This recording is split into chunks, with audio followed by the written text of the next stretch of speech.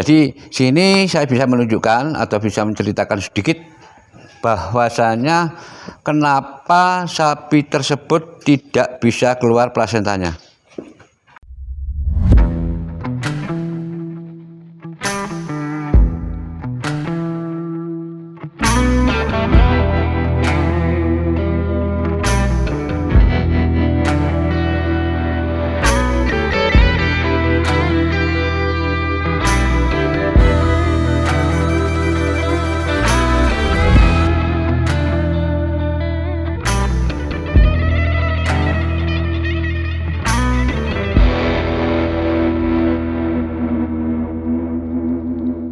Halo teman-teman, ya kita ketemu lagi.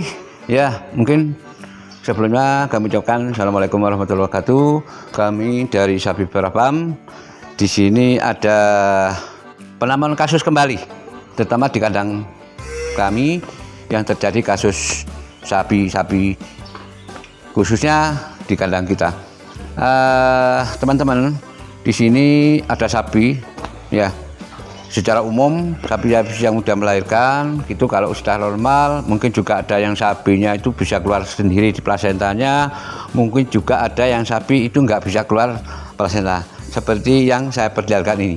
Jadi ini contoh sapi yang habis melahirkan plasentanya tidak keluar dengan sendirinya, ya. Jadi sini saya bisa menunjukkan atau bisa menceritakan sedikit bahwasanya kenapa sapi tersebut tidak bisa keluar plasentanya. Ya teman-teman, jadi satu, ini boleh dikatakan kalau plasenta nggak keluar, nama istilahnya atau bahasanya itu adalah retensio secundarium, mas ya gitu. Jadi artinya bahasanya plasenta yang tidak bisa keluar dengan sendiri itu namanya retensio secundarium. Adapun sebab daripada plasenta nggak keluar yang tunjukkan ini, ya yang pertama itu adalah genetik. Jadi faktor keturunan ini yang bisa menyebabkan plasenta ini nggak keluar. Itu yang pertama. Kemudian yang kedua, sapi kurang gerak. Nah ini yang kedua, sapi kurang gerak. Kemudian yang ketiga, ini sapi kurang mineral. Nah, dari tiga penyebab ini yang bisa menyebabkan ari-ari atau plasenta itu nggak bisa keluar sendirinya. Sekarang dengan adanya keluar, nanti kita ada tindakan. Kemudian kenapa sapi sudah digerakkan, kemudian sudah diberikan mineral, tapi nggak bisa keluar? Nah, itu karena faktor genetik. Jadi ini dari tiga penyebab ini adalah berkesinambungan, artinya berurutan. Kemudian sapi sudah diberikan mineral karena faktor genetik nggak bisa keluar. Sapi digerakkan kemudian nggak dikasih mineral, nggak bisa keluar karena juga kurang mineralnya. Nah kemudian juga sapi yang sudah diberikan menu makan yang bagus sesuai dengan aturan yang teman-teman pakai sesuai dengan peraturan di kandang masing-masing, ternyata masih terjadi. Nah ini yang menyebabkan kita itu di sini. Itu biasanya yang memang yang sering terjadi, yang kuat terjadi pada kasus itu adalah faktor genetik. Jadi keturunan ini, keturunan. Jadi itu sebab-sebab daripada penyakit istilahnya ari-ari nggak bisa keluar atau namanya retensi secundarium. Nah, adapun untuk pertolongan, ya kita memang pengambilan, jadi memang harusnya kita ambil. Jadi saya menggunakan ada dua metode cara pengambilan plasenta atau pengambilan ari-ari. Yang pertama, untuk pengambilan plasenta kita dalam kondisi seperti ini, kita langsung nanti mau masuk tangan langsung ke rectum. Jadi kita langsung masuk tangan, kita ngambil di sana.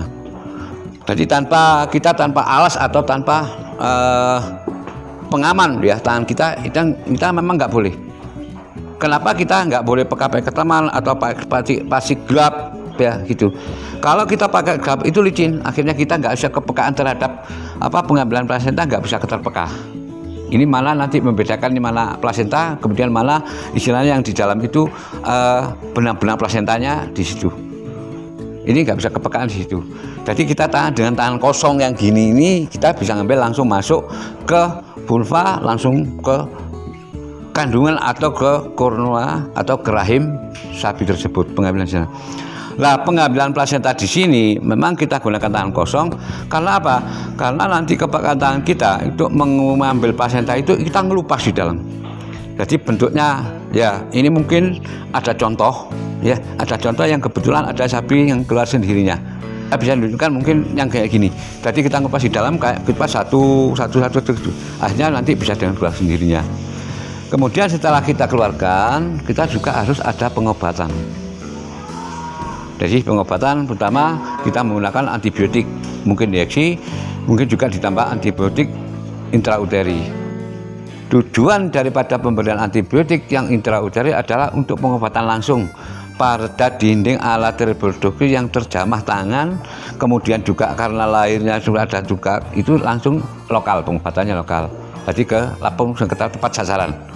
Kemudian kita injeksi antibiotik di sini adalah menunjang karena jarak antibiotik itu kalau dikatakan ada jenis antibiotik yang jenisnya mungkin juga kita menggunakan ini perlu 2 hari atau 3 hari, ada perlu dengan dari ini menjaga infeksinya supaya nanti kita dari dalam dari luar itu enggak terjadi infeksi. Akhirnya dengan adanya proses penyembuhan daripada di dalam maupun yang dari luar, pengobatan kita bisa menyatu di dalam ini. Kemudian untuk tambahan ya, setelah kita mengobati antibiotik, plasenta keluar, kita masukkan ya sejenis obat bolus lah, bolus kita masuk, kemudian kita injeksi antibiotik di sini, kemudian kita tambahkan ada beberapa jenis vitamin, mungkin tergantung daripada situasi kondisi sapi setelah melahirkan ini. Jadi ini cara yang kita laksanakan di sapi perah farm, di kandang farm kita untuk pertolongan pengambilan plasenta. Nah, kemudian juga ada yang kenapa yang sapi plasenta yang langsung bisa keluar sendiri, itu memang itu tadi dari 3 sebab ini, dari sebab 3 unsur tadi. Jadi pertama sapi kurang gerak, kedua kurang mineral, ketiga ada ini tidak ada unsur di sana. Makanya tujuan untuk memperlancar supaya bisa keluar sendiri plasenta itu tujuannya adalah sapi itu waktu bunting tua itu dilepaskan. Ini juga membantu proses karena gerak, sapinya gerak. Jadi digoyang karena plasenta adalah merupakan pembungkus daripada janin. Jadi kalau janinnya gerak, plasentanya ikut gerak, nanti bisa melupas sendiri, bisa lepas. Jadi begitu pedet lahir, plasentanya juga ikut lahir. Itu. Kalau memang terjadi yang ada 3 sebab gigi, nah ini yang menjadi masalah. Walaupun kita gerakkan gimana pun, karena ini faktor adalah faktor yang utama dari penyebab daripada plasenta nggak keluar, ini jelas nggak bisa keluar. Ini nggak bisa dipungkiri lagi.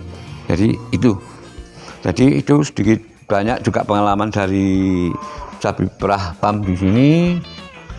Ada beberapa kasus yang temuan yang nanti kita kontenkan di kepada teman-teman atau semua bagi peternak, khususnya sapi perah, agar nanti daripada beberapa pengalaman yang kita alami, kita bisa nanti mengantisipasi agar nantinya sapi-sapi nggak terjadi seperti ini. Walaupun nanti dengan adanya kasus-kasus semacam ini kita bisa menyelesaikan atau bisa pengobatan dengan secara maksimal dan dengan proses yang penyembuhan kembali seperti sapi yang normal kembali.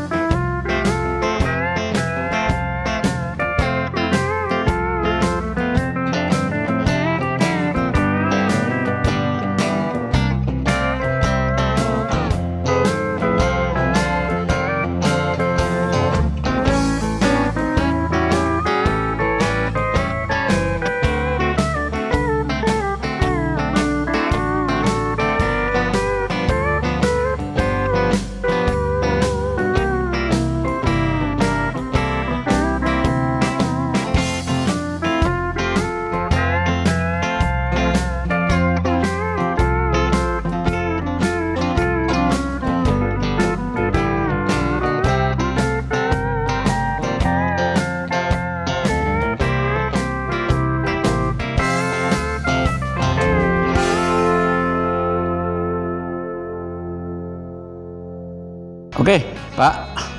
Jadi tadi saya katakan bahwa ini ada proses untuk pengambilan plasenta.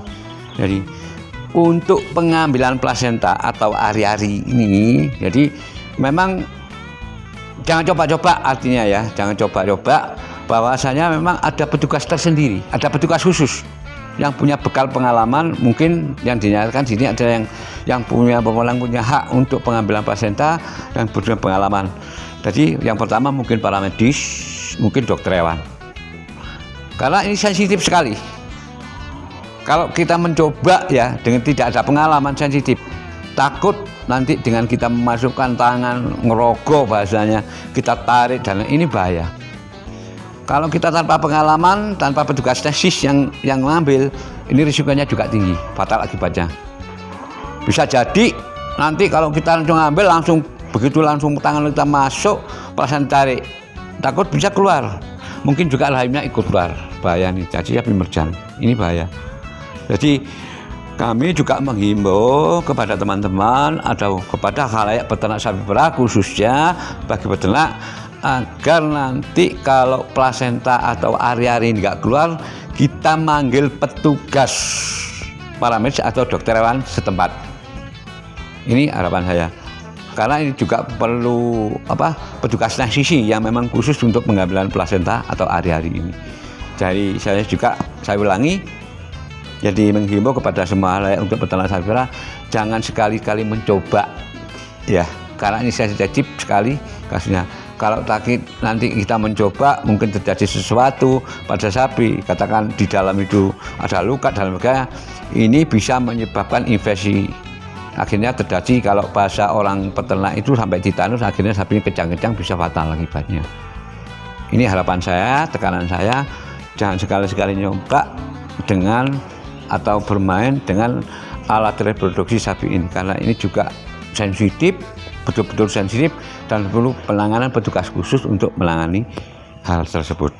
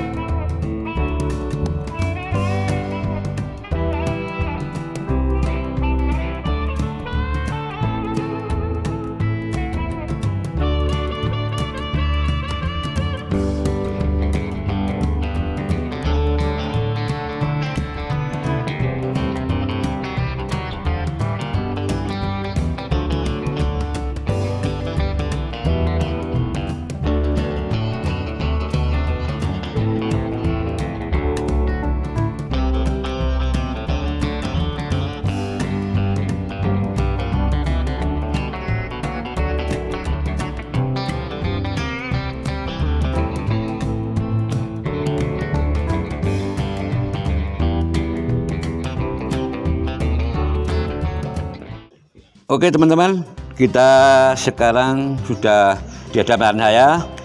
Ini ada namanya plasenta atau ari-ari ya. Nah ini yang ari-ari bisa keluar sendiri ya, kebetulan ini sapinya yang sebelah sini ini bisa keluar sendiri.